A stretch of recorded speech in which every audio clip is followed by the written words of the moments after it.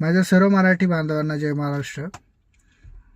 काल परवा मी कोकण साईडला गेलो होतो, रत्नागिरी रायगड त्या साईडला. तर एक वेगळंच वातावरण त्या ठिकाणी बघायला भेटलं. एक निसर्गरम्य खूप करमणुकीचं वातावरण आहे त्या ठिकाणी. तर सर्व मराठी बांधवांना अशी विनंती की तुम्ही कुठं फिरायचा प्लॅन केला तर तुम्ही कोकणामध्ये नक्की जा.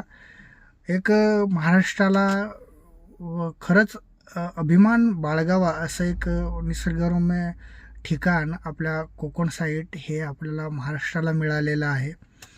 तर मला असं वाटतं की एक विचार पण आला मनामध्ये, महाराष्ट्रामध्ये जेवढे लोक फिरायला येत आहेत, विशेष म्हणजे कोकण या भागामध्ये, तर या ठिकाणचे जे पर्यटक आहेत, या पर्यटक याची एवढी इन्कम होते की या पर्यटकामुळे आपला अख्खा महाराष्ट्र पोचला जाईल, एवढी इन्कम या पर्यटन स्थळामध्ये होते. तर हे सगळं मराठी माणसाचं आहे, महाराष्ट्राचं आहे.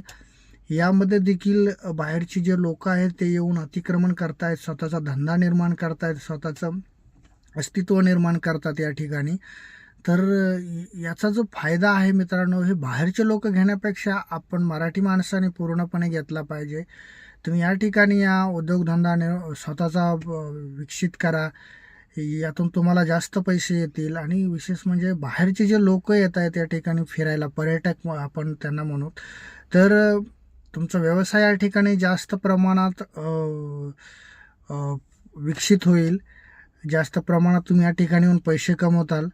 तर माझी हीच अपेक्षा आहे की खरंच महाराष्ट्राला हा भाग जो आहे, खरंच अभिमान वाटतो असा भाग महाराष्ट्राला मिळालेला आहे. याचा फायदा प्रत्येक मराठी माणसाने घेतला पाहिजे.